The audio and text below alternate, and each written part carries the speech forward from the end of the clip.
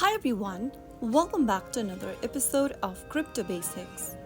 In this video, we are going to be learning how to log into your Bitcoin.com wallet application using your mobile device. First of all, go ahead and download the Bitcoin.com app on your mobile device and launch it open. The first interface of Bitcoin.com app will look like this. Tap on the settings button at the bottom right hand corner from the home page. On the next page, tap on the sign in button at the top under the settings menu.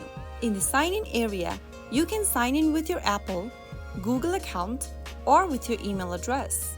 To log in with email, enter your email address in the text box at the bottom and tap on the arrow on the right corner. Now, after you do that, you will be sent a verification email on your email inbox. Open up your email app and then you will receive a login request email from Bitcoin.com. Tap on it to open it up and click on Login on the next page.